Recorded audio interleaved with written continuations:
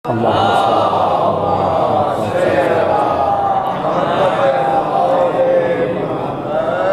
بالله السميع العليم من الشيطان الرجيم.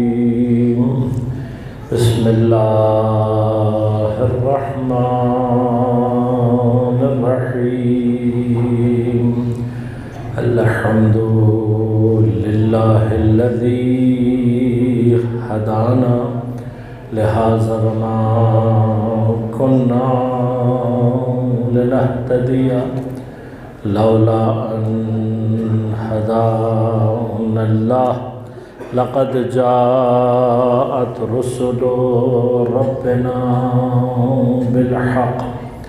الصلاة والسلام على رسول المسدد المصطفى الأمجد المحمود الأحمد أبي القاسم محمد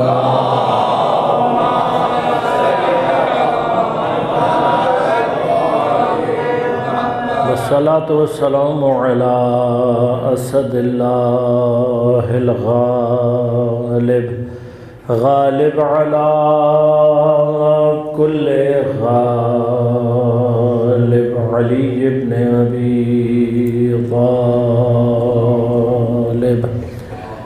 والصلاة والسلام على سيدة المعصومة المظلومة الطاهرة البتول بضعة الرسول فاطمة الزهراء سيدة نساء العالمين.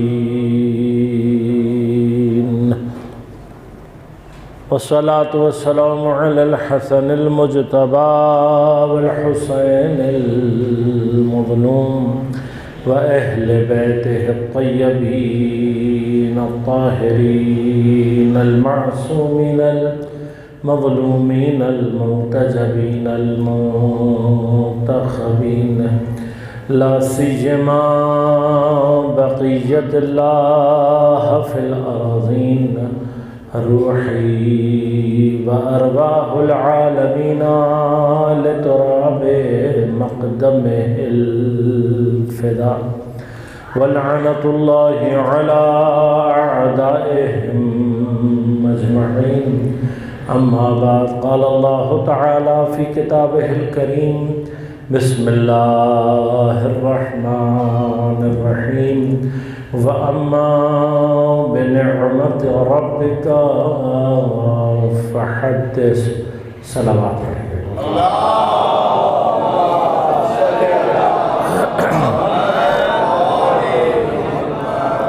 مومنین کرام، سامعین محترم، عزیزان گرام قدر، ایام شہادت مظلومان حضرت زہرا سلام اللہ علیہا کے سلسلے میں برپا کی گئی 5 روزہ مجالس میں حضرت کے لقب محدثہ کے عنوان سے آج ہماری تیسری گفتگو جاری ہے.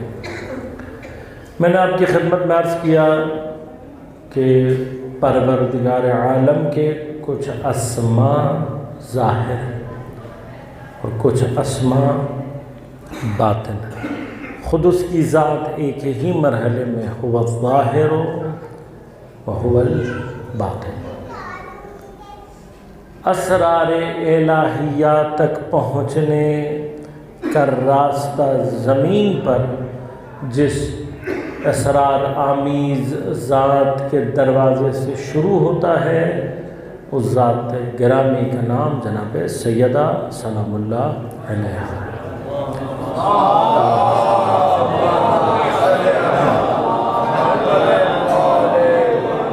یعنی اسرار الہیہ تک بغیر جناب سیدہ سلام اللہ علیہا کے پہنچا جا ہی نہیں سکتا. لہذا خود حضرت کی ذات اسرار الہیہ میں سے ایک سر ہے. اب اگر خود ذات اسرار آمیز ہے تو پھر یہ ممکن نہیں ہے کہ اس کا فہم، اس کی معرفت آسانی سے انسان تک پہنچے.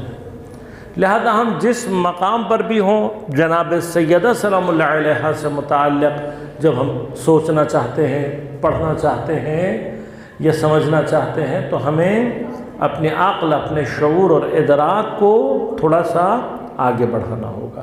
جناب سیدہ بغیر عقل کی ترقی کے انسان کو سمجھ میں نہیں آ سکتے۔ لہذا اب خود قرآن جب حضرت کے متعلق گفتگو کرتا ہے تو قرآن کی گفتگو حضرت سے متعلق جہاں پر بھی ہے اس کے اندر بھی سر، خفا، باطن موجود۔ ائمہ اہل بیت اطہار نے، معصومین علیہ السلام نے بھی جب جناب سیدہ سلام اللہ علیہ کا تذکرہ کیا ہے تو ان کے بھی لہن میں وہ کیفیت سری ہمیں واضح طور پر دکھائی دیتی۔ ان میں سے ایک مقام حضرت کا محدثہ ہونا۔ اب کل میں نے آپ کی خدمت میں عرض کیا تھا کہ انسان کے ادراک، انسان کے چیزوں کو درک کرنا، سمجھنا، جو ہم سمجھ جس کو کہتے ہیں، اس کا فہم کا ابتدائی ترین مرحلہ شعور مادی اور شعور حسی ہے۔ یعنی ہم اپنے حواس خمسہ کے ذریعے سے جو چیزوں کو درک کرتے ہیں یہ ادراکات مادی یا ادراکات حسی کہلاتے ہیں۔ اس سے اوپر کا جو مقام ہے وہ ادراکات عقلیہ کا ہے۔ اب یہ جو انسان سائنس سے ترقی کر رہا ہے، علم کی ترقی ہو رہی ہے، علم کی ترقی کا معنی ہرگز انسان کی عقل کی ترقی نہیں ہے۔ خود اس کو، البتہ ہم اس چیز کی مخالف نہیں ہیں، یہ نہیں کہہ رہے کہ علم کی ترقی اور دین کی ترقی میں آپس میں کوئی تلازم نہیں ہے، کوئی لازمہ نہیں ہے۔ سائنس کی ترقی کی وجہ سے دین کے بہت سارے مقامات، انسان کی سمجھ کے بہت سارے مقامات اس کے لیے واضح ہو جاتے ہیں۔ لہذا یہ ایک دوسرے کے لیے مددگار ہیں، ان کے درمیان میں رابطہ ہے، ان کے درمیان میں ایک لازمہ پایا جاتا ہے۔ لیکن یہ سمجھنا کہ جی آج انسان نے اتنی ترقی کر لی، آج انسان نے یہ بنا لیا، آج انسان نے وہ بنا لیا، تو اس کو ہم کیا نام دیں؟ انسان کے ذہن، انسان کی عقل کی ترقی، تو ایسا ہرگز نہیں ہے۔ وجوہات کیا ہے؟ میں چند ایک کی طرف اشارہ کروں گا۔ مثلا اگر ہم کہیں کہ بھائی ٹھیک ہے، آپ سمجھتے ہیں کہ سائنس کا جو علم ہے اس کے ذریعے سے انسانی ذہن کو ترقی حاصل ہوئی ہے اور انسانی عقل ترقی کر رہی ہے، تو سوال یہ پیدا ہوتا ہے کہ وہ کون سا علم ہے جس کو انسان کی عقل کی ترقی کا معیار قرار دیں گے؟ مثلا کیا فزکس ہے وہ علم؟ پس اگر فزکس سے عقل نے ترقی کی ہے تو باقی کیمسٹری، بائیولوجی، کمپیوٹر، سارے علم والے وہ بیکار؟ یا کیمسٹری ہو یا کمپیوٹر سائنسز، کوئی ایک علم، مجھے اس ایک علم کا نام بتا دیں کہ جس علم کے ذریعے سے آپ کہیں کہ بھئی یہ علم۔ اچھا، اگر آپ کہتے ہیں جی کلیکٹیولی سب کو ملا کر، تو آپ جانتے ہیں ہاں سب کو ملا کے ترقی تو ہوئی ہے، لیکن کوئی انسان دنیا میں آپ کو ایسا نہیں ملے گا جو ایک وقت میں تمام علوم کا احاطہ کرنے پر قادر ہو۔ تو پھر ترقی کہاں ہے؟ پھر کس چیز کو ترقی کہیں؟ اچھا، اگر یہی سب کچھ ترقی کا معنی ہے کہ ہم نے ترقی کر لی، ہم نے بہت سارا، یہ جو کچھ بھی ہم جسے ترقی کہہ رہے ہیں مادے کی، یہ بنیادی طور پر کشفیات ہیں۔ یعنی کیا؟ ہم نے قدرت کے قوانین جو پہلے سے موجود تھے صرف ان کو کشف کیا ہے، دریافت کیا، پہلے چھپے ہوئے تھے اب ہمیں معلوم ہو گئے۔ اس سے زیادہ ترقی ہم نے کسی چیز کے اندر، صرف وہ قوانین جو پہلے سے موجود تھے انہی کو ہم نے حاصل کیا، اس کے علاوہ اگر جس کو ترقی کا نام دے رہے ہیں وہ ترقی نہیں ہے۔ لہذا میرا آپ سے سوال ہے، آپ اگر اتنے ہی ترقی یافتہ ہو گئے ہیں تو مجھے کوئی ایک بندہ یہ بتا دے کہ آج سے 7,000 یا 8,000 یا 9,000 سال پہلے کے انسان نے مصر میں پیرامڈز کیسے بنائے؟ مصر میں عمارت ہے نا، پیرامڈز، مصر کے اہرام مصر عمارت ہے، کم از کم بھی 7,000 سال پرانی عمارت ہے، اور آج آپ کے سارے سائنسدان سر مل کر اگر جوڑ کر بیٹھے ہوئے بھی ہیں تب بھی ان کو یہ سمجھ میں نہیں آ رہا کہ 7,000 سال پہلے یہ انسانوں نے کیسے بنائے ہیں۔ تو اب میں کس کو ترقی یافتہ مانوں؟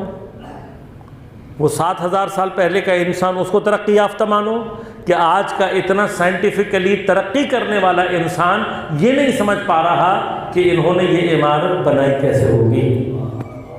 اب عمارت پہ صرف قصہ نہیں اور بہت سارا کچھ ہے. یعنی آپ جب جائیں گے سائنٹیفک ڈسکوریز کے حوالے سے کبھی آپ پڑھیں گے تو آپ کو پتہ لگے گا گزشتہ دور میں بہت سارے سائنٹسٹ، بہت سارے افراد بہت کچھ ایسا کر کے چلے گئے کہ جو آج کے سائنٹیفک دور میں ترقی کے باوجود آپ کو ان چیزوں کا راز نہیں مل. بس اس کا مطلب کیا ہوا؟ سائنس کی ترقی کے حوالے سے اگر کوئی یہ سمجھتا ہے کہ جی سائنس کی ترقی کا نام عقل کی ترقی ہے تو ایسا نہیں.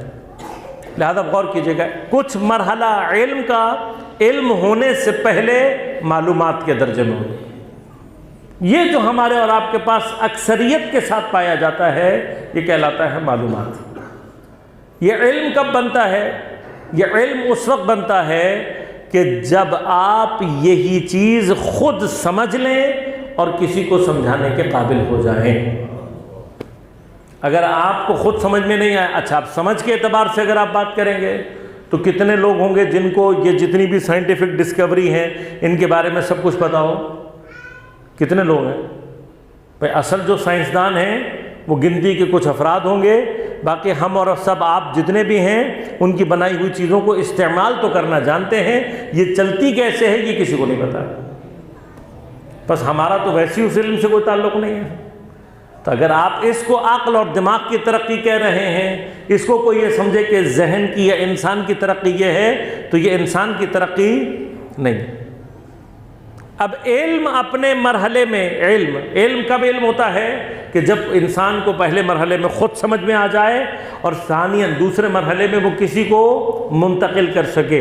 لہٰذا معلم کا جو مقام اتنا افضل ہے اس کی وجہ کیا ہے؟ معلم حقیقی وہ ہوتا ہے جو پہلے مرحلے میں خود سمجھ چکا ہوتا ہے اور دوسرے مرحلے میں اسی علم کا انتقال کر رہا ہوتا ہے، انتقال دے رہا ہوتا ہے.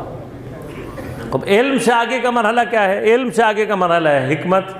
اب میں یہ باب کھولنا نہیں چاہتا ورنہ اس میں گفتگو بہت ہے، لیکن اب حکمت وہ شے ہے کہ جہاں پر آ کر پروردگار ارشاد فرماتا ہے من یؤت الحکمہ فقد اوتی خیرا کثیرا، جس سے ہم نے حکمت عطا کر دی گویا خیر کثیر ہم نے اسے عطا کی. لیکن یہی پروردگار علم کے مرحلے پہ کیا فرماتا ہے؟ فرماتا ہے وما اوتیتم من العلم الا قلیلا، کہ جو تمہیں علم عطا کیا گیا ہے وہ بہت ہی قلیل سا. انشاءاللہ اس کے مقامات اگر کبھی آئے تو میں تفصیل سے آپ کی خدمت میں عرض کروں گا. علم قلیل ہے. علم کے مقابلے پر اگر انسان حکمت کے مرحلے میں داخل ہو جائے تو حکمت من یؤت الحکمہ فقد اوتی خیرا کثیرا. بس وہاں جا کر جب حکمت کے مرحلے میں داخل ہوتا ہے، اب حکمت اور علم میں کیا فرق ہے وہ اپنی جگہ تفصیل ہے جو کبھی اور انشاءاللہ آپ کی خدمت میں عرض کروں گا. لیکن ابھی مرحلہ کیا ہے؟ ابھی ایک چھوٹا سا نقطہ اسی مقام پر آپ کی خدمت میں عرض کرتا ہوں کہ خیر کثیر. اب یہ لفظ آپ نے کہیں نہ کہیں سنا ہوا ہوگا. خیر کثیر کا جو تصور قرآن نے دیا ہے وہ خیر کثیر کس چیز کے ساتھ ہے؟ حکمت کے ساتھ ہے. من یؤت الحکمہ، جسے اللہ حکمت دے دے، فقط اوتی خیرا کثیرا. پس اس کا مطلب کیا ہے؟ خیر کثیر کس کے ساتھ ہے؟ حکمت کے ساتھ. جہاں حکمت ہوگی وہاں خیر کثیر. اب یہ حکمت ملتی کسے ہے؟ یہ ملتی ہے ہم جیسوں کو، انسانوں کے لیے، عام انسانوں کے لیے ہے. بس یاد رکھیے گا کہ خیر کثیر کا تعلق حکمت لینے والے سے ہے. جسے حکمت ملنی ہے، ملنی کسے ہے؟ مجھے اور آپ کو، ہم جیسے انسانوں کو. ہمارے لیے حکمت ہے تو جسے حکمت ملے گی خیر کثیر اس کے لیے ہے. اگر حکمت دینے والے کو بھی اللہ خیر کثیر دے رہا ہو، میں دیکھیں ایک حکمت لینے والا ہے، وہ کون ہے؟ میں اور آپ ہیں. ایک وہ ہے جو حکمت دینے والا ہے. یقیناً حکمت دینے والا افضل ہے، حکمت لینے والا مفضول ہے. میں اور آپ پہ حکمت لینے والے، ہمیں ملے گی حکمت، ہمیں دی جائے گی. اور مجھے اگر حکمت مل جائے تو خیر کثیر میرے پاس آ جائے گی. تو اگر میرے پاس بھی خیر کثیر ہو جو حکمت لینے والا ہے اور جو حکمت دینے والا ہو اس کے پاس بھی خیر کثیر ہے تو دونوں برابر ہو گئے. برابر ہو گئے نا. پھر یہ تو ظلم ہے کہ دونوں کے لیے خیر کثیر ہو.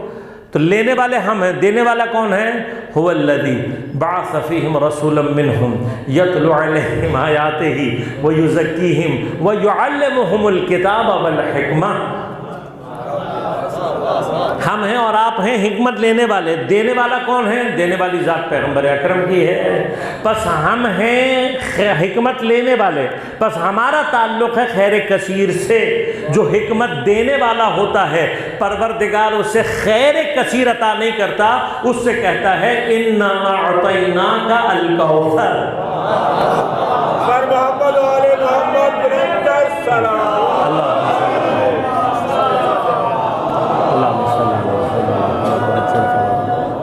بس خیر کثیر لینے اور دینے والے میں فرق ہے. حکمت ہم نے لینی ہے, خیر کثیر کا تھا. پس جو لوگ کوثر کا ترجمہ خیر کثیر کے عنوان سے کرتے ہیں انہیں تھوڑی سی دیر کے لیے سوچنا چاہیے. خیر کثیر کا تعلق حکمت لینے والے سے ہے. جو حکمت دیتا ہے اسے پروردگار خیر کثیر نہیں, اسے کوثر عطا کرتا ہے. پس یاد رکھیے گا تفصیل کبھی اور کہ کوثر کے اندر کثرت کی جو کیفیت موجود ہے اسے انسان بیان نہیں کر سکتا, سمجھنا تو بہت دور کی بات ہے. وہاں جو مقام کثرت ہے, وہاں جو وہ چیز ہے مرحلہ, اصلا کوثر کی کثرت کو ہم درک نہیں کر سکتے. بس خیر کثیر جو کوثر کا ترجمہ کیا جاتا ہے خود قرآن کے روح سے کوثر کا ترجمہ خیر کثیر درست نہیں ہے. خیر کثیر ہے میرے اور آپ جیسے لوگوں کے لیے جو حکمت لینے والے ہیں, دینے والے کے لیے کوثر ہے. لہذا عزیزان من, اب یہ جو حکمت کا مرحلہ ہے, یہ جو مرحلہ ہے حکمت کا, یہ علم سے اوپر. اسی لیے آپ فرق دیکھیں ائمہ کیا فرماتے ہیں, عقل کیا ہے. عقل, جب ہم عقل کو ناپنے کے لیے آتے ہیں, انسان نے بھی مختلف معیارات عقل کو ناپنے کے لیے بیان کیے.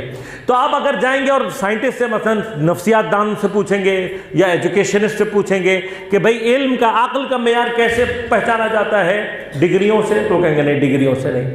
معلومات کے زیادہ ہونے سے, تو اس سے بھی نہیں ہے. بھئی کس سے ہے؟ کہا بھئی عقل کو جو چیز ناپتی ہے اس ٹیسٹ کا نام ہے آئی کیو.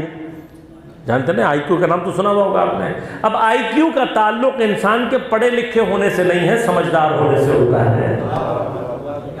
بنیادی طور پر جو آئی کیو کا تعلق ہے وہ علم سے نہیں ہے. یہ نہیں ہے کہ آدمی نے پی ایچ ڈی کیا ہوا ہوگا تو اس کا آئی کیو زیادہ ہوگا. نہیں, کئی پی ایچ ڈی کیے ہوئے, ایم فل کیے ہوئے, ماسٹرز کیے ہوئے, جب ان کا آئی کیو ٹیسٹ ہوتا ہے تو پتہ لگتا ہے آئی کیو لیول, اور اس کے مقابلے پر عام آدمی ہوگا لیکن آئی کیو لیول اس کا زیادہ ہوگا. اب غور کیجئے گا, یہ سمجھ, یہ بوجھ اصل میں عقل کا تعلق اس سے ہے. اب خود قرآن کس چیز کو عقل کہہ رہا ہے؟ عقل کی ترقی کو اگر سمجھنا ہے انسان کے اندر, دیکھیے کل میں نے آپ کی خدمت میں عرض کیا کہ انسان اگر حسی اور مادی لیول پر, جسمانی لیول پر اگر ترقی کرے گا تو اس کی آنکھ ترقی یافتہ ہونی چاہیے, اس کی ناک ترقی یافتہ ہونا چاہیے, اس کا کان ترقی یافتہ ہونا چاہیے. انسان ترقی یافتہ ہوگا تو بغیر کسی ٹول کے, بغیر کسی ڈیوائس کے, بغیر کسی سائنٹیفک فارمولے کے, بغیر کسی چیز کی مدد کے ارادہ کرے گا ہزاروں میل دور سے تخت بلقیس. یہ انسان کی ترقی ہے جب انسان ترقی کرتا ہے. اب یہ جسم کے, یہ مادے کی ترقی ہے. عقل کی ترقی, عقل کے پہلے سمجھ تو جائیں کہ عقل ہوتی کیا ہے, یہ تو ہمیں سمجھ میں آ جائے کہ عقل ہوتی. عقل کا بنیادی طور پر تعلق کس سے ہے؟ سمجھ سے, فہم سے, بوجھ سے. لہذا آئی کیو جو ہمارے ہاں بھی, اب میں سوال کرتا ہوں, کیا حضرت آدم کے دور کے لوگوں کا آئی کیو کم تھا؟ ہمارے دور کے لوگوں کا آئی کیو زیادہ ہے؟ نہیں. آپ جانتے ہیں یہ کامن فیکٹر ہے ہر دور میں ایک ہی طرف سے. اس کا مطلب کیا ہوا ہے, نہ ہمارے جسم نے ابھی تک کوئی ترقی کی ہے, نہ ہماری عقل نے کوئی ترقی کی ہے. ابھی ہم ترقی کے مراحل میں داخل نہیں ہوئے. سمجھ میں ترقی, بوجھ میں ترقی. یہ سمجھ کیا ہے؟ یہ سمجھ, یہ بوجھ ہمیں قرآن سمجھائے گا. کیوں؟ اس لیے کہ سب سے زیادہ انسان کی عقل کو مخاطب کرنے والی کتاب قرآن. افلا تعقلون, تم سوچتے کیوں نہیں ہو؟ افلا یتفکرون, فکر کیوں نہیں کرتے؟ افلا یتدبرون, غور و فکر, تدبر. یا اولی الالباب, اے صاحبان عقل و فہم. پس سب سے زیادہ کس نے متوجہ کیا ہے عقل کو؟ قرآن نے. اب عقل کو جو قرآن متوجہ کر رہا ہے, یہ عقل کیا ہے, یہ سمجھ کیا ہے, یہ بوجھ کیا ہے؟ یہ سمجھ یا بوجھ جس کو قرآن کہہ رہا ہے وہ اتنی سی ہے کہ تم آیات الہی میں غور کرنے کے بعد اگر خدا تک پہنچ رہے ہو تم صاحب عقل ہو. لیکن اگر اپنی سمجھ بوجھ کے ذریعے سے بڑی تمہارے پاس ڈگریاں ہیں، بڑی تم نے پی ایچ ڈی کی ہوئی ہے، ایم فل کی ہے، اور پتہ نہیں کتنی تمہیں زبانوں پہ عبور ہے، کتنی تمہیں معلومات ہیں، یہ سب کچھ جمع ہو کر بھی اگر تمہیں خدا کی طرف نہیں لے کر جا رہے تو جہل سے بھرے ہوئے ہو، عقل نام کی چیز نہیں ہے۔ بس عقل کا بنیادی طور پر تعلق معلومات سے نہیں ہے، عقل کا تعلق اس چیز سے نہیں ہے کہ آپ نے کتنی نالج، کتنی انفارمیشن اپنے پاس جمع کر، انفارمیشن نہیں چاہیے، عقل بنیادی طور پر سمجھ۔ اسی لیے جب ائمہ نے عقل کا تعارف کروایا، علم کا تعارف کروایا تو کیا فرمایا کہ علم کیا ہے؟ نور ہے، جسے اللہ جس کے قلب میں چاہے اتار دیتا ہے۔ علم کیا ہے؟ علم وہ ہے جو خدا کی طرف لے کر جا رہا ہے۔ بس ڈگریوں کو مت دیکھو، یہ مت دیکھو کہ کتنا پڑھا لکھا ہے، کتنی بڑی یونیورسٹی سے پڑھ کر آیا ہے، بس یہ دیکھو اپنے علم کے ذریعے سے خود خدا کی طرف جا رہا ہے یا نہیں، اور تمہیں لے کر جا رہا ہے یا نہیں۔ اگر اس کو اتنی ڈگریاں لینے کے باوجود ابتدائی عقل سے خدا سمجھ میں نہیں آ رہا تو پھر اس کے بعد نہ علم ہے اور نہ عقل ہے، بس وہ عقل نہیں ہے۔ عقل کیا ہے؟ جو خدا کی طرف لے کر جائے۔ اس کی تفصیل انشاءاللہ کبھی موقع رہے گا تو میں تفصیل سے عرض کروں گا، لیکن ابھی مرحلہ کیا ہے عزیزان من؟ مرحلہ یہ ہے کہ میں نے آپ کی خدمت میں عرض کیا، اگر میں اپنے بدن کو ترقی دینا چاہتا ہوں، راستہ قرآن کا راستہ ہے۔ اگر میں چاہتا ہوں کہ میں ترقی یافتہ ہوں تو راستہ دین اور شریعت کے اوپر عمل کرنے سے ہے۔ راستہ کیا ہے؟ معصوم کی سیرت کو اپنے لیے ضابطہ حیات قرار دینا۔ اگر میں ان چیزوں پر عمل کروں گا تو میرے اندر ترقی پیدا ہوگی۔ اب یہ بدن کی ترقی جس کی طرف میں نے اشارہ کیا، عقل کب ترقی کرے گی؟ عقل ترقی کرے گی اس وقت جب عقل کا وارث امام زمان علیہ السلام ظہور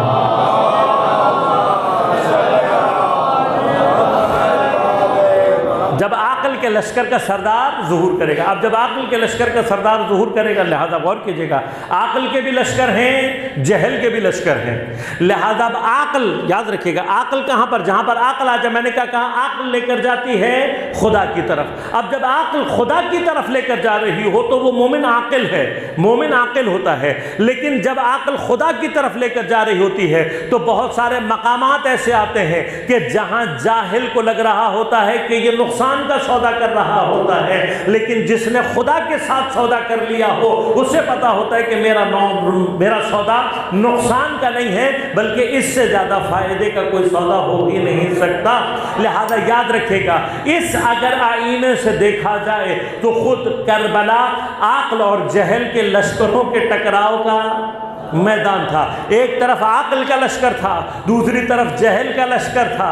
عقل کے لشکر کا سردار حسین ابن علی، جہل کے لشکر کا سردار عمر سعد۔ اب غور کیجئے گا، یہی فرق ہے دونوں کے اندر۔ اسے نظر آ رہا ہے کہ یہ نقصان کر رہے ہیں، انہیں نظر آ رہا ہے کہ اس سے بہترین کوئی اور سودا ہو ہی نہیں سکتا۔ اب تاریخ نے خود ثابت کر دیا کہ جسے یہ نقصان سمجھ رہے تھے وہ آج تک زندہ باد ہے۔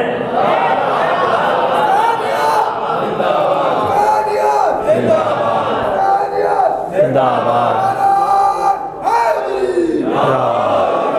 لہذا مرحلہ کیا ہے؟ مرحلہ عقل اور جہل۔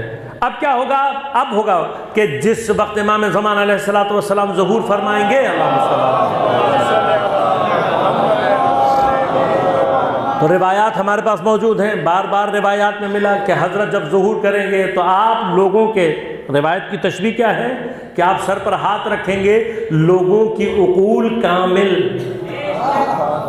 بس عقل کو بنیادی طور پر ترقی اگر دینا ہے، کس نے دینا ہے؟ معصوم نے دینا ہے۔ معصوم کی اتباع میں، معصوم کی اتباع کریں گے تو عقل بھی ترقی، انسان کا جسم بھی ترقی کرتا ہے اور اس کی عقل بھی ترقی کرتی ہے۔ اب جب عقل ترقی کرتی ہے تو پھر کون سا مقام آتا ہے کہ جہاں پر انسان آیات الہیہ میں غور کرتے ہوئے اس کا خدا کے اوپر ایمان اپنے کمال کی طرف سفر کر رہا ہوتا ہے۔ اب یہ کمال کہاں پر پہنچتا ہے؟ ایمان کہاں پر پہنچتا ہے کمال پر؟ وہاں پہنچتا ہے کہ جہاں کوئی اس منزل پر پہنچ جاتا ہے کہ پھر فرماتا ہے لو کشف الغطا مزددت یقینا، اگر میرے سامنے سے سارے پردے ہٹا بھی دیے جائیں علی کے یقین میں اضافہ۔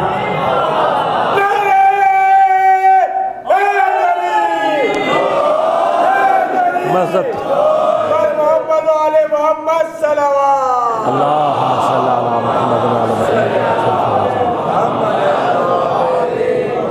مصدر تو یقینا، اس سے زیادہ یقین میں اضافے کی گنجائش ہے نہیں، لہذا غور کیجئے گا، عقل ترقی کرتی ہے تو عقل کی ترقی کا علامت ہی عقل کا خدا کی طرف جانا ہے، انسان کو، مومن کو خدا کی طرف لے کر جانا۔ لیکن یہ عقل اپنی ترقی کے جس بھی مرحلے میں آ جائے، شعور عقلی، عقل کیا کرتی ہے؟ جو کچھ بھی ہم نے اپنے حواس خمسہ سے درک کیا ہوتا ہے، شعور مادی، اس سے اوپر شعور عقلی۔ اب شعور عقلی کیا ہے؟ عقل جو چیزیں درک کر سکتی ہے، آنکھ کے اندر صلاحیت ہی نہیں ہے کہ اسے دیکھ سکے۔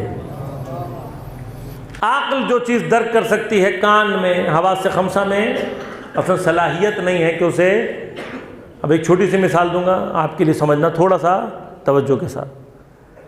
2 جمع 2 کتنے ہوتے ہیں؟ 1 جمع 3 کتنے ہوتے ہیں؟ یہ جو 2 جمع 2 4 ہوتے ہیں، 1 جمع 3 بھی 4 ہوتے ہیں، یہ عقل تو درک کر سکتی ہے، آنکھ درک نہیں کر سکتی۔ آنکھ کے سامنے تو 4 چیزیں پڑی ہوئی ہوں گی بس، اب آپ اس کو 1 جمع 3 کر کے 4 بنائیں، 2 جمع 2 کر کے 4 بنائیں، جمع کریں، تفریق کریں، جو بھی کریں، یہ کہاں ہوتی ہے؟ باہر نہیں، باہر 4 چیزیں، باہر باقی کتنی چیزیں رہیں گی؟ 4۔ جتنا بھی چلے گا کہاں ہوگا؟ عقل۔ اب یہ بالکل بنیادی سی عقل ہے، یہ عقل جیسے جیسے ترقی کرتی چلی جاتی ہے، پھر انسان کی سمجھ میں، انسان کے علم میں وہ چیزیں آنا شروع ہو جاتی ہیں کہ جو وہ تصور بھی عام آدمی نہیں کر سکتا۔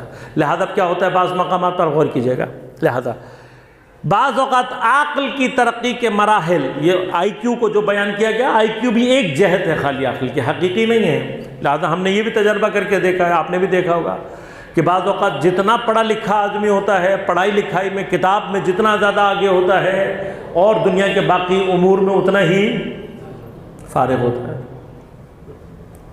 دیکھا ہوگا، تجربہ کیا ہوگا، ویسے بہت پڑھا لکھا لیکن اور بہت سارے کام بیچارہ نہیں کر پاتا۔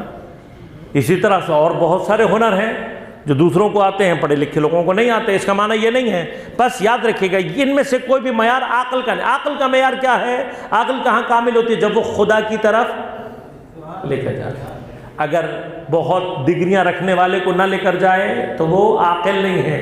ایک ان پڑھ ہے لیکن خدا کی طرف متوجہ ہو رہا ہے تو وہ عاقل ہے۔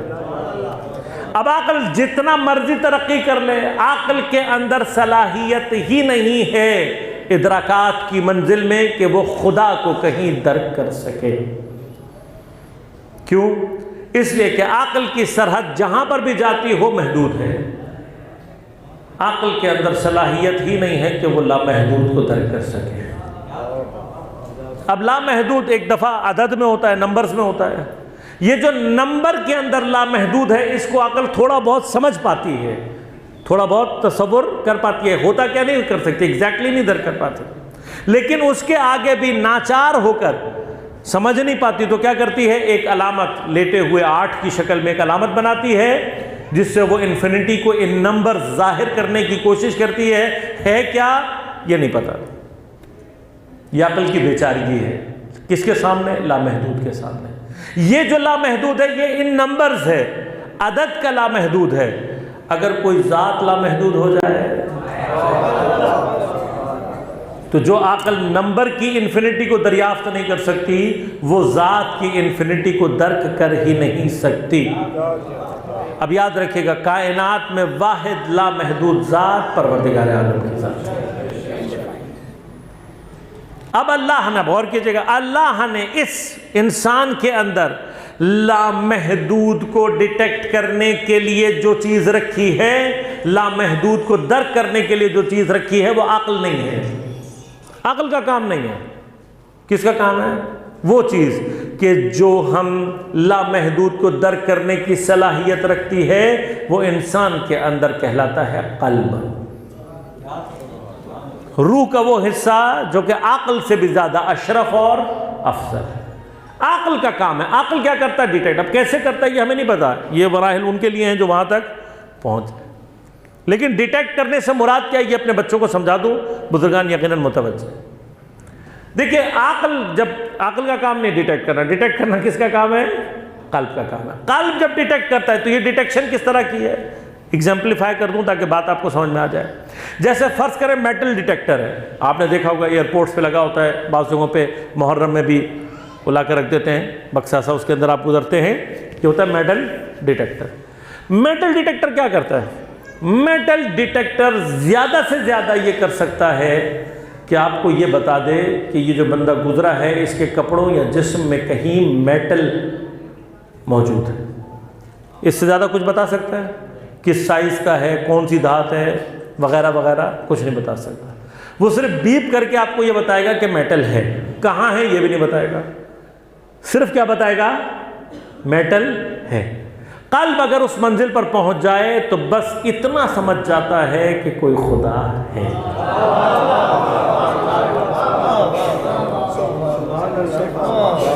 لیکن اب کیا ہوتا ہے غور کیجئے گا, جیسے ہی میٹل ڈیٹیکٹر نے بیپ کیا آپ فوراً سمجھ جاتے ہیں اور پھر پورے یقین کے ساتھ تلاشی لیتے ہیں اور نکال بھی لیتے ہیں. جیسے ہی دل خدا کو ڈیٹیکٹ کر کے دھڑکنا شروع کر دیتا ہے, ہر دھڑکن خود بتا رہی ہوتی ہے کہ خدا. اور جو خدا کو ڈیٹیکٹ کر لے, جو خدا کو ڈیٹیکٹ کر لے, جو دل, اس کی ہر دھڑکن بیپ کی طرح سے ہوتی ہے, جو ہر دھڑکن یہ بتا رہی ہوتی ہے کہ خدا.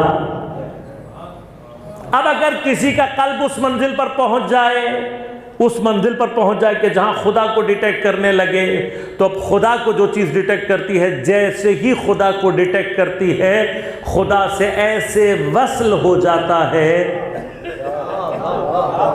ایک دفعہ ڈیٹیکٹ کر لے, ایک دفعہ اگر دل, ایک دفعہ اگر دل, خدا کو دل, عقل نہیں, نیچے کا تو مرحلہ ہی نہیں ہے, عقل بھی, عقل کا کام نہیں ہے. عقل تو اثر سے مؤثر کی طرف جاتی ہے, بس عقل اس سے آگے نہیں جا سکتی. مثلا آپ کسی صحرا میں گئے, کسی ساحل پر گئے, آپ نے پیروں کے نشان دیکھ لیے. یہ پیروں کے نشان آپ کو یہ یقین دلا دیں گے کہ یہاں پر مجھ سے پہلے. اب اگر آپ کا علم بہت ترقی کرے, عقل بہت کام کرے, آپ نے پیروں کے نشان کے اوپر بہت ریسرچ کی ہو, تو ہو سکتا ہے کہ آپ یہ تو جان لیں کہ یہ جو پیر کا نشان ہے یہ کسی مرد کا ہے یا خاتون کا ہے. ہو سکتا ہے کہ آپ نے بہت ریسرچ کی ہو پیروں کے اوپر یا پیروں کے نشان پر, تو آپ یہ بتا سکیں کہ اندازاً اس شخص کا وزن کتنا ہوگا, یا مثلاً اس کی قد کتنا ہوگا وغیرہ. دو چار صفات, اس سے زیادہ نہیں بتا سکتا. یہ تو نہیں بتا سکتے نا کہ یہ جس کے پیر کا نشان ہے وہ مومن ہے یا منافق ہے, سعادت مند ہے یا شقاوت مند ہے, کچھ بھی نہیں بتا سکتے نا. آگے کی بس دو چار ڈیٹیلز. عقل اگر بہت زیادہ گھوڑے دوڑا دے, بہت زیادہ فعال ہو جائے, بہت زیادہ کام کر لے, اثر سے مؤثر تک جاتے ہوئے خدا کی کچھ صفات سے زیادہ خدا کو پہچاننے کی صلاحیت نہیں ہے, عقل کے اندر نہیں ہے. یہ جو خدا کو ڈیٹیکٹ کرنا ہے یہ کام کس کا ہے؟ قلب. قلب ایک مرتبہ خدا کو ڈیٹیکٹ کر لے وصل ہو جاتا ہے. جو خدا سے وصل ہو جائے وہ خود بخود باقی سب سے منقطع ہو جاتا ہے, خود بخود ہو جاتا ہے. جو خدا سے وصل ہو جائے پھر اسے کسی اور کی ضرورت. اب ہوتا کیا ہے, جو خدا سے وصل ہو جائے وہ باقی سب سے کٹ جاتا ہے, لیکن جو خدا سے جڑ جائے پھر کیا ہوتا ہے, سارے خود بخود اس سے آ کر جڑنا شروع ہو جاتے ہیں. لہذا غور کیجئے گا, ایک مرحلہ ہمارے ہاں غنا کا معنی کیا کیا جاتا ہے جی؟ بے نیازی. بے نیازی کیا؟ ہمیں کسی کی ضرورت نہیں ہے. یہ بے نیازی نہیں ہے, یہ تکبر کا پہلا زینہ. یہ جو تصور ہے کہ ہمیں کسی کی ضرورت نہیں ہے, جب اس خالق نے تمہیں پیدا ہی محتاج کیا ہے تو تمہیں کیسے کسی کی ضرورت نہیں ہو سکتی؟ تمہاری تو خلقت محتاج ہے, تم خود تو ہو ہی فقر محض, تو تم نے سوچ کیسے لیا کہ مجھے کسی کی ضرورت نہیں ہے؟ یہ ضرورت نہیں کا معنی کیا ہے؟ یہ تکبر کی پہلی سیڑھی ہے. مرحلہ کیا؟ ضرورت ہے, پروردگار ضرورت ہے, لیکن صرف تیری ضرورت ہے, صرف تیری ضرورت ہے, اور کسی کی ضرورت نہیں ہے. اس مرحلے کو درک کرنا, یہ مرحلہ انسان اس وقت تک درک نہیں کر سکتا جب تک کہ اس کا قلب خدا کو ڈیٹیکٹ کرنا شروع نہ کرے. اب جیسے ہی قلب خدا کو ڈیٹیکٹ کرتا ہے وصل ہوتا ہے تو خود بخود انسان باقیوں سے منقطع ہو جاتا ہے. جب منقطع ہو جائے اور خدا سے وصل ہوا ہو تو باقی خود بخود وہ سب سے منہ موڑ لیتا ہے لیکن سب اس کے پیچھے چلے آ رہے ہوتے ہیں. لہٰذا یہ جو غنا کا معنی وہ کیا جاتا وہ نہیں ہے. ہمیں جو اہل بیت اطہار نے معنی سمجھایا وہ ہے کہ جو دعائے شعبانیہ میں میرا مولا کہہ رہا ہے کہ دعا کر کے یہ کہو الہی حب لی کمال الانقطاع الیک، پروردگار مجھے اپنی جانب کمال انقطاع عطا فرما. یہ کمال انقطاع کب حاصل ہوتا ہے؟ یہ کمال انقطاع صرف اس وقت حاصل ہو سکتا ہے جب قلب خدا کو دریافت کرنا شروع کر دے. ممکن نہیں ہے انسان کے لیے. اس کے علاوہ اب یہ مرحلہ کیا ہے؟ عقل اللہ کو ڈیٹیکٹ کر ہی، یہ کام کس کا ہے؟ قلب کا. لیکن یہ کب ہوتا ہے؟ یہ مراحل کیا ہے؟ یہ مرحلہ یہ ہے کہ چونکہ عقیدے کی، اب غور کیجیے گا، عقیدے کی پیدائش، عقیدے کی جنریشن کی جگہ عقل ہے انسان کی. اگر عقل میں عقیدہ صحیح بنا ہو اور عمل کے ذریعے سے، یعنی عقیدہ بھی صحیح ہوگا، صحیح ہونے کے بعد کا مرحلہ کیا ہے کہ وہ صحیح عقیدہ اتنا راسخ ہو آپ کے اندر کہ آپ کے عمل سے ظہور کرنا شروع کرے. تو جب صحیح عقیدہ صحیح عمل کے ساتھ جمع ہوتا ہے تو عقل کے مراحل سے گزر کے قلب کے مراحل کھلنا شروع ہو جاتا ہے. بس پہلا مرحلہ کیا ہے کہ عقیدہ صحیح سمجھ میں آیا ہوا. عقیدے کو سمجھنے سے کیا مراد ہے؟ عقیدے کو سمجھ، نبی کو ذکر کیا آپ سے، علم کا مرحلہ ہے. یعنی کیا؟ عقیدہ صحیح اس وقت ہوگا کہ جب آپ کو عقیدہ خود سمجھ میں آ گیا ہو اور آپ کسی کو سمجھا سکتے ہو. اگر آپ کے پاس اپنے ہی عقیدے کے سوالوں کے جواب موجود نہیں ہیں، وہ جواب جو آپ اپنی عقل سے دے سکیں، اگر آپ کے پاس اپنے عقیدے کے جواب موجود نہیں ہیں تو اس کو بالکل کلیئر کر لیں اپنے پاس کہ اس کا مطلب آپ کے پاس ابھی عقیدہ ہے ہی نہیں. عقیدہ کیا ہے؟ جو پہلے مرحلے پہ آپ کو خود سمجھ میں آیا ہو، دوسرے مرحلے میں آپ کسی کو سمجھا سکیں، تیسرے مرحلے پر اسی عقیدے کے اندر آپ کا رسوخ اتنا ہو کہ آپ کے عمل سے ظاہر ہونا شروع ہو، تب یہ عقیدہ بنتا ہے. لیکن اگر مجھے اس بات کا جواب ہی نہیں میرے پاس کہ اللہ کیوں ہے، ایک کیوں ہے، دو کیوں نہیں ہے، نظر کیوں نہیں آتا، وغیرہ وغیرہ، اگر ان سارے سوالوں کے عقلی جواب میرے پاس نہیں ہیں تو اس کا مطلب کیا ہے کہ میرا ابھی عقیدہ بنا ہی. پس جو میں کر رہا ہوں وہ کیا ہے؟ وہ کہلاتی ہے اندھی تقلید. امی نے بتا دیا تھا، ابو نے بتا دیا تھا، مولانا نے پڑھا دیا تھا، یہ عقیدہ نہیں. عقیدہ کب بنے گا؟ جب خود سمجھ میں آیا ہو اور کسی کو سمجھا سکیں. عقیدہ اس وقت بنے گا جب آپ اس کے سوالوں کے جواب دینے کے اوپر خود قادر. اب جب عقیدہ ایسے بنے گا پھر رسوخ پیدا کرے گا تو عمل میں ظاہر ہونا شروع کر دے گا. جب عقل اور عقیدہ دونوں ایک دوسرے کے ساتھ ملتے ہیں تو پھر ایمان اور عمل صالح ملتا ہے. ملنے کے نتیجے میں خود بخود انسان کے قلب کے ادراکات کا مرحلہ شروع ہو جاتا ہے.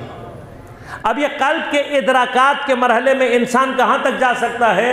آخری منزل جو انسان حاصل کر سکتا ہے، یہ جو قلب کے ادراکات ہیں ان کو اصطلاح میں بیان کیا جاتا ہے شہود کے نام سے. مکاشفات قلبیہ یا شہود، یہ جو شہود کی منزل ہے، اس کا آخری درجہ کیا ہے؟ اس کا آخری درجہ وہ ہے کہ جہاں پر اگر انسان کے قلب کے مراحل کھل جائیں، قلب کی آنکھیں کھل جائیں تو قرآن فرماتا ہے فَأَلْهَمَهَا فُجُورَهَا وَتَقْوَاهَا، پروردگار اس قلب پر الہام کرنا شروع کرتا ہے. پس ہماری آخری سرحد کا نام کیا ہے؟ الہام. اب الہام کیا ہوتا ہے یہ تو وہی جانتا ہے جس کے اوپر ہوا ہو. مجھ جیسے جاہل کو تو پتہ ہی نہیں کہ الہام ہوتا کیا ہے، نہ میں آپ کو سمجھا سکتا ہوں. ہماری حیثیت یہ ہے کہ اگر میں نے کوئی ایک چیز ایسی کھائی ہو جو آپ نے نہ کھائی ہو تو میں آپ کو اس کا ذائقہ بھی نہیں سمجھا سکتا.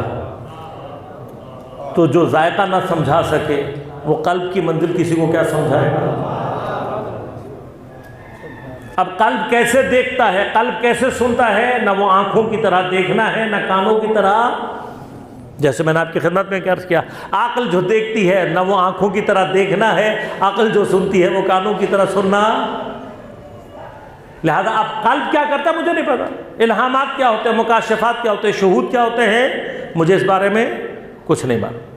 لیکن جو صاحبان شہود، صاحبان مکاشفات، علماء عرفا رہے ہیں، انہوں نے جو ایک مختصر، البتہ ڈیٹیلز بہت ہیں، میں آپ کو ایک بہت مختصر سی بات بتاؤں گا کیونکہ اس سے زیادہ میں توہین نہیں کروں گا آپ کی، لیکن مجھ جیسے لوگوں کے لیے بھی سمجھنا مشکل ہے تو عوام کے لیے یقیناً بہت زیادہ سنگین، لیکن ایک جملہ اس لیے کہوں گا کہ ہو سکتا ہے کہ کوئی ایسا بندہ بھی موجود ہو جس کے لیے مفید فائدہ ثابت ہو جائے، ورنہ آپ میں سے کسی کی لیے جسارت کرنا حضرت ہرگز میرا مقصد نہیں ہے، آپ سب مجھ سے زیادہ افضل اور مجھ سے زیادہ بہتر۔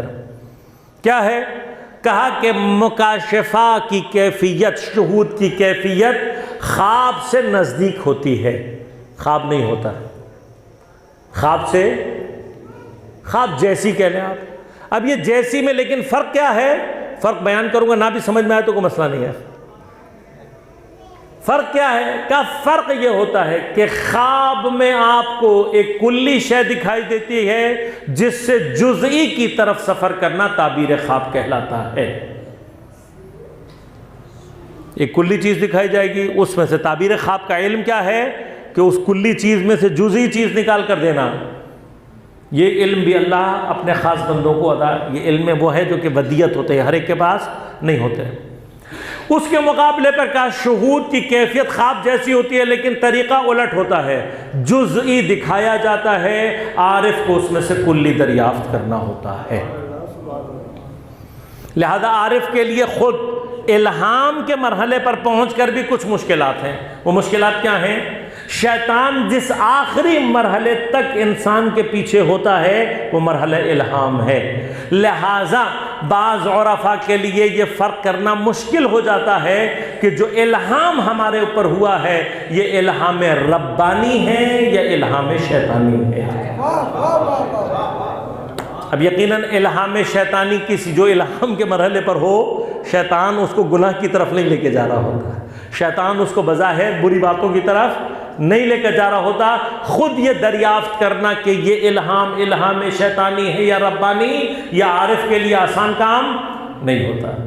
بس اب یاد رکھیے گا یہ مرحلہ ہے، یہ کس کا؟ نفس کا مرحلہ ہے۔ کون سا؟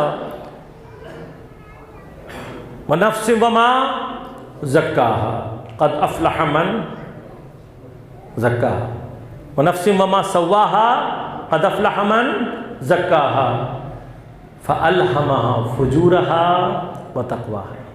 تزکیہ نفس کا ہوا با ہو، تزکیہ کون کرتا ہے؟ تزکیہ کام ہے معصوم کا، یزکیہم ویعلمہم الکتاب والحکمہ، تزکیہ کون کرتا ہے؟ معصوم۔ لیکن معصوم تزکیہ کرتا ہے تو نفس الہام کے قابل ہوتا ہے، الہام پر پہنچنے کے باوجود بھی الہام ربانی ہے یا شیطانی بعض اوقات عارف کے لیے مشکل ہو جاتی ہے، وہاں پر بھی اس کی نجات کا آخری راستہ کیا ہے؟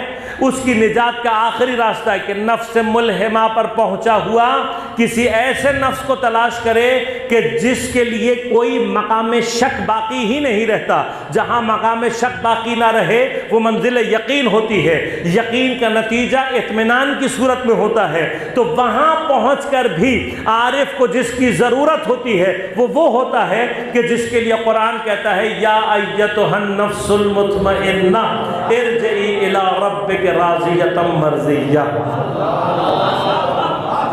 لہذا یاد رکھیے گا کسی بھی مرحلے میں، یعنی اگر عارف، اگر عالم کہیں کسی ایسے مرحلے الہام تک بھی پہنچ جائے تب بھی وہ معصوم کی اتباع سے فارغ محتاج ہے۔ کس کا؟ نفس مطمئنہ کا۔ کیوں؟ نفس مطمئنہ وہ ہے کہ جس کے لیے شیطان نے کہہ دیا تھا لَأُغْوِيَنَّهُمْ أَجْمَعِينَ، میں تیرے سارے بندوں کو اغوا کر لوں گا إِلَّا عِبَادَكَ مِنْهُمُ الْمُخْلَصِينَ، لیکن ان لوگوں کو نہیں کر سکتا جو اخلاص کی اس منزل پر ہو کہ تو نے خود انہیں پاک کیا ہو۔ یہ مقام مخلص ہے۔ اللہم صلی اللہ۔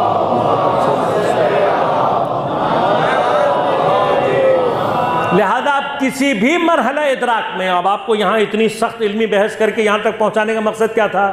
کسی بھی مرحلہ ادراک میں انسان فرشتے کو اس کی حقیقت نورانیہ کے ساتھ درک نہیں کر سکتا، لہذا انسان کو کبھی بھی نہیں پتہ لگے گا کہ وحی کیا ہوتی ہے، انسان درک کرنے کی صلاحیت ہی، حتیٰ الہام کو درک کرنے والا بھی حقیقت وحی سے کبھی آشنا، تو جن لوگوں کو وحی کی کیفیت سمجھ میں نہ آئے وہ پیغمبر کے بارے میں باتیں کرتے پھرتے ہیں، تمہیں پتا کیا ہے؟ وما ادراک ما لیلۃ القدر، تمہیں کیا پتا کون ہے یہ وہ ہیں جو وحی کو درک کرنے والے ہیں۔ بس اب یاد رکھیے گا، فرشتے کو اس کی حقیقت نورانیہ کے ساتھ درک کرنا، اب دیکھنا فرشتے کو آنکھوں سے دیکھنا نہیں ہوتا، فرشتے کو دیکھنا آنکھوں سے، ہر ایک چیز اپنے الگ، آنکھ الگ دیکھتی ہے، عقل الگ دیکھتی ہے، قلب الگ دیکھتا ہے، ہر ایک کا دیکھنا الگ ہے، لہذا غور کیجئے گا، یہ جو قلب کا دیکھنا ہے، یہ جو قلب کی آنکھیں ہیں،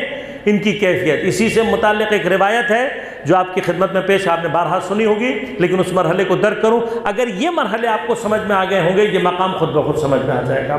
حضرت امیر سے آ کر کسی نے سوال کیا، کیا کہا؟ کہ یا علی، کیا آپ اندیکھے خدا کی عبادت کرتے ہیں؟ حضرت نے کیا جواب دیا؟ آپ نے کہا میں اندیکھے خدا کی، جو خدا دیکھا، اندیکھے کی عبادت نہیں کرتا۔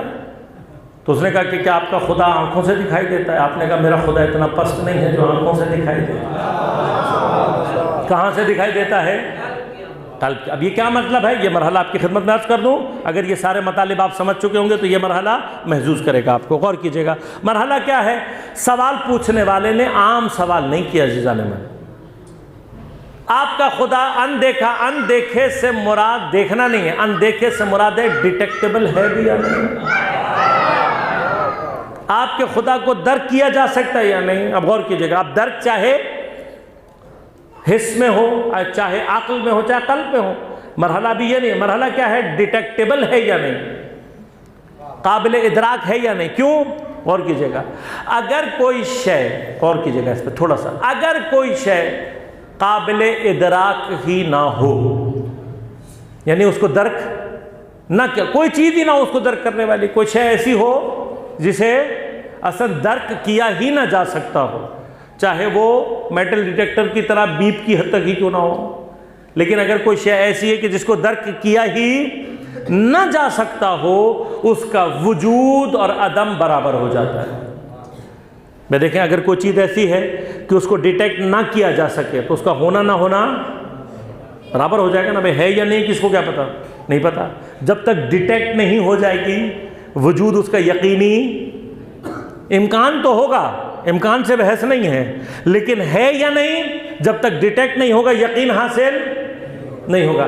جس کے وجود کا یقین حاصل نہ ہو سکے اس کا وجود اور عدم برابر ہو جاتا ہے۔ جہاں وجود اور عدم برابر ہو جائے اسی کو کل عدم کہتے ہیں۔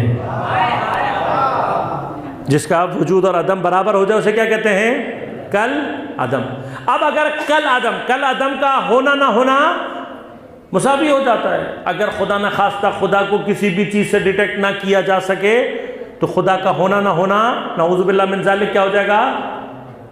لہذا جو پہلا سوال تھا وہ کیا تھا؟ آپ کا خدا اندیکھا یعنی کیا؟ انڈیٹیکٹیبل ہے۔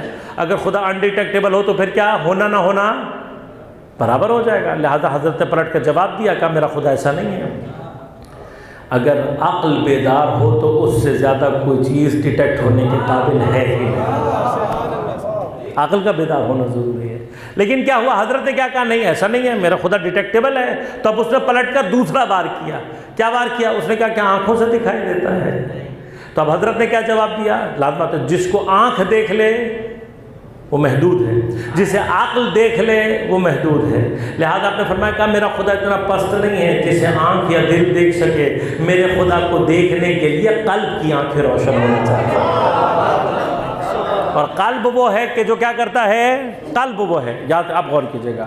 لہذا اس مرحلے پر بھی کہ جہاں پر انسان آخری مرحلے پر پہنچ جائے اسے معصوم کی ضرورت پاتی۔ معصوم کون ہے؟ جو کہ فرشتے کو، جو کہ وحی کو حقیقت نورانیہ کے ساتھ درک کرنے کی صلاحیت رکھتا ہوں۔ اس مرحلے کو اپنے پاس رکھے گا، کل کی ساری بحث میں یہیں سے آگے شروع کروں گا۔ آج بس اس مقام پر ایک آخری نقطہ آپ کی خدمت میں عرض کروں اور پھر بحث کو تمام کروں۔ بس آپ غور کیجئے گا، اگر اس دوران فرشتہ کہیں تمثیل اختیار کرے انسانی بدن کی، فرشتے کے اندر یہ صلاحیت ہے کہ وہ انسانی شکل میں اپنے آپ کو ڈھال سکتا ہے۔ اگر فرشتہ انسانی شکل میں آئے اور اس میں اس کو کوئی دیکھے، اس میں کوئی اس کو سن لے، فرشتہ جاتے ہوئے کسی سے بات کر جائے، تو کیا یہ وحی کہلائے گی؟ یہ وحی نہیں کہلاتی، یاد رکھیے گا۔ وحی وہ ہے ہی نہیں جو کانوں سے سنائی دے جائے، وحی وہ ہوتی ہی نہیں ہے جو کانوں سے سنائی دے جائے، لہذا وحی کا تعلق، یہ یاد رکھیے گا، پیغمبر کو وحی، اسی لیے پیغمبر کو وحی کانوں میں کچھ سنائی نہیں دیتا تھا، پیغمبر کے لیے وحی کوئی ایسی چیز نہیں تھی جو حضرت کے عقل پر آتی ہو۔ قرآن نے کیا کہا؟ ہم نے جبرائیل کو نازل کیا کہاں؟ علی قلبک، تیرے قلب کے اوپر، اس لیے کہ فرشتے کو اور وحی کو جو چیز ڈیٹیکٹ کر سکتی ہے وہ قلب معصوم ہے، معصوم کا قلب کر سکتا ہے، ہمارا قلب اس قابل بھی نہیں۔ اب اگر فرشتہ کسی شکل میں آیا، آ سکتا ہے، آیا ہے، پیغمبر کے دور میں بھی آیا، کیوں آیا؟ اس کی کئی وجوہات ہیں، ان میں سے ایک کیا ہے؟ ایک وجہ یہ بھی ہے کہ اب پیغمبر کے پاس فرشتہ آتا ہے یا نہیں آتا، یہ کون بتائے گا؟ ہمارے اندر تو صلاحیت ہی نہیں ہے، کب فرشتہ آیا، کب گیا، کب وحی آئی، کب نہیں آئی، ہمیں پتہ ہی نہیں لگے گا۔ تو کچھ اہتمام عرب جاہل مجھ جیسے جاہلوں کو سمجھانے کے لیے، کم عقلوں کو سمجھانے کے لیے یہ انتظام بھی اللہ نے کیا۔ مثلا لوگ باہر بیٹھے ہوئے مسجد نبوی کے، دیکھا پیغمبر کے صحابیاں دہیہ قلبی، وہ نکل کر گئے، اور کچھ دیر کے بعد دیکھا کہ دوبارہ دہیہ قلبی نکل کر گئے۔ اب یہ پریشان ہو گئے کہ ابھی تو دہیہ قلبی گیا تھا، یہ دوبارہ کیسے جائے؟ 2 مرتبہ چلا گیا، یہ کیسے ہوا؟ دوڑتے ہوئے اندر آئے، پیغمبر سے پوچھا کہ یا رسول اللہ آج عجیب منظر دیکھا، تھوڑی ہی دیر میں 2 مرتبہ دہیہ قلبی کو باہر جاتے ہوئے دیکھا۔ پیغمبر نے مسکرا کے فرمایا کہ وہ جو دوسرا تھا وہ دہیہ قلبی نہیں تھا، وہ جناب جبرائیل تھے۔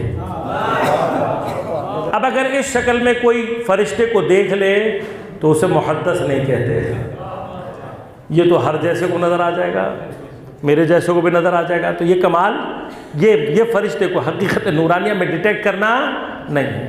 جب کوئی حقیقت نورانیہ میں درک کرتا ہے تو کیفیت کیا ہوتی ہے کہ ہم جیسوں کو دکھائی، چونکہ وہ دیکھنا آنکھ کا دیکھنا ہوتا ہی وہ قلب کا دیکھنا ہوتا ہے۔ اب اگر یہ منزل یہاں تک کلیئر ہو گئی ہے تو بس ایک منزل آپ کی خدمت میں عرض کروں اور ختم۔ تمام شیعہ سنی، تمام مورخین نے اس بات کو نقل کیا کہ جب جناب حضرت خدیجۃ الکبریٰ سلام اللہ علیہا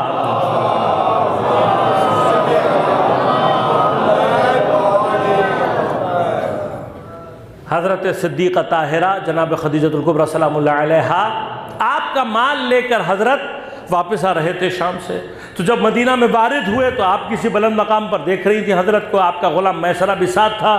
جب میسرہ حضرت سے جدا ہو کر گھر میں آیا، خدمت میں آیا، تو جناب خدیجۃ الکبریٰ نے کہا میسرہ، میں پھر عرض کر دوں، شیعہ سنی دونوں روایات نے اس کو نقل کیا، اور نقل کر کے کیا کہا؟ بی بی نے پوچھا، کیا پوچھا؟ کہا میسرہ تم نے دیکھا کہ کس طرح سے محمد صلی اللہ علیہ وآلہ وسلم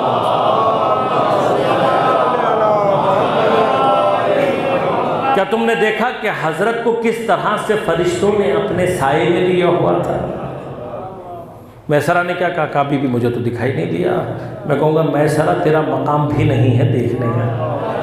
اب یہ جو میسرہ نہیں دیکھ پا رہا، یہ جو اور لوگ نہیں دیکھ پا رہے، اور جناب خدیجۃ الکبریٰ دیکھ رہی ہیں، تاریخ کی گواہی یہ بتا رہی ہے، اپنے زمانے کی سیدۃ النساء اور معصوم مطلق جناب حضرت خدیجۃ الکبریٰ سلام اللہ علیہا، معصوم عصمت رکھنے والی سیدۃ النساء اپنے زمانے کی جناب خدیجۃ الکبریٰ، جو فرشتے کو اس کی حقیقت نورانیہ کے ذات درک کر سکے، یہ منزل اور مقام ہے جناب خدیجۃ الکبریٰ کا۔ پس اگر کبھی جناب خدیجۃ الکبریٰ کا مقایسہ اور موازنہ کسی سے کرنا ہو تو کم از کم وہ ذات کے جو حضرت کے ساتھ موازنے میں آ سکتی ہے، وہ جناب سیدہ سلام اللہ علیہا کی ذات ہے۔ یہ وہ خواتین ہیں کہ جو اپنے علاوہ کسی اور سے موازنہ کر رہے ہیں، یہ معصوم عصمت کے اس مرحلے پر ہیں کہ جہاں پر یہ فرشتوں کو ان کی حقیقت نورانیہ کے ساتھ درک کر سکتے ہیں۔ کبھی انشاءاللہ موقع رہا تو تفصیل سے عرض کروں گا کہ مقام عصمت و نور جناب حضرت زہرا سلام اللہ علیہا وہ مقام ہے کہ زمین پر جب تک کوئی ظرف عصمت مطلقہ کا حامل نہ ہو، نور سیدہ اس میں سما ہی نہیں سکتا۔ لہذا خدیجۃ الکبریٰ سلام اللہ علیہا، مادر گرامی حضرت زہرا سلام اللہ علیہا عصمت کے مرحلے پر ہیں، عصمت مطلقہ کہ جو خواتین میں اگر کسی کو حاصل ہو تو وہ اپنے زمانے کی سیدۃ النساء، کہ جس کے اوپر پیغمبر کی روایات اس بات پر گواہ ہیں کہ پیغمبر نے جناب خدیجۃ الکبریٰ کو اپنے زمانے کی سیدۃ النساء ارشاد فرمایا۔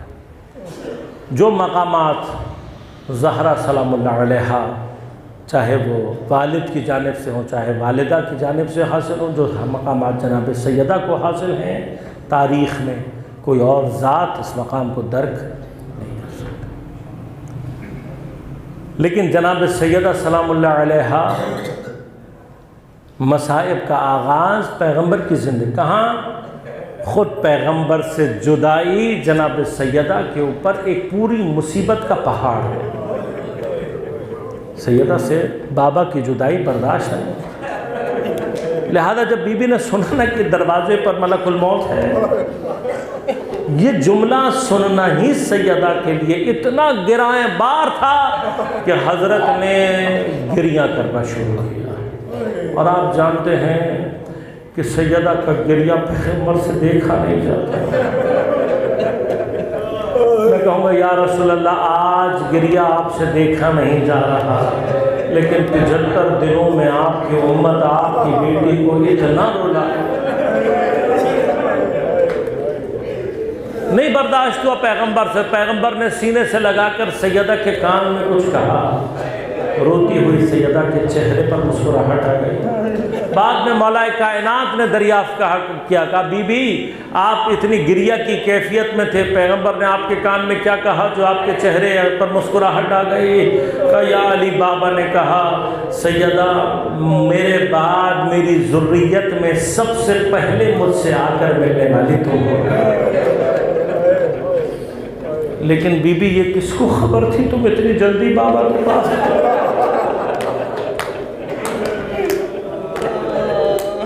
اتنی جلدی چلی جاؤ گی اپنے بابا کے پاس؟ پس پیغمبر کی شہادت خود ایک بہت بڑا مصیبت کا پہاڑ ہے سیدہ پر، لیکن اس پر مصیبت اور بڑھ گئی جب بابا جیسی شخصیت کا جنازہ رکھا ہوا تھا۔ کچھ لوگ ہیں جو غسل و کفن میں شریک ہیں، کچھ لوگ ہیں جو جنازے میں شریک ہیں، کچھ لوگ ہیں جو دفن میں شریک ہیں۔ کائنات کے نبی کا جنازہ ہے، لوگ مشغول ہیں سیاست کے امور میں۔ ہم سے کہا جاتا ہے یہ کیسے ہو سکتا ہے؟ میں کہوں گا کہ 50 برس اور انتظار کر لو، مسلمان کیا کرتے ہیں تمہیں خود معلوم ہو جائے گا۔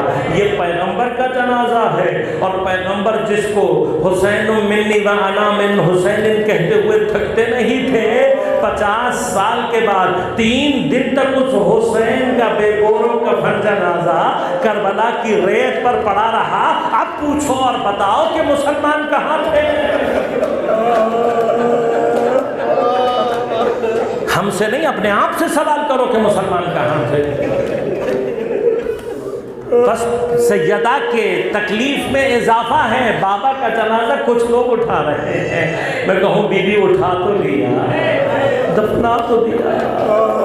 اب بی بی انتظار توقع یہ رکھتی ہے کہ شاید مسلمان آ کر مجھے میرے بابا کا پرسہ دیں گے، لیکن مسلمان آئے تو صحیح مگر پرسے کے لیے نہ آئے، بلکہ اپنے ہاتھوں میں آگ لے کر آئے، دروازہ بھی جلایا، محسن کو ساقط کر کے شہید بھی کیا، علی کے گلے میں رسی ڈال کر بھی گھسیٹا۔ ارے بابا کا جدائی کا غم کب تھا جو اب کبھی محسن کو روتی ہے، کبھی علی کے لیے رو رہی ہے۔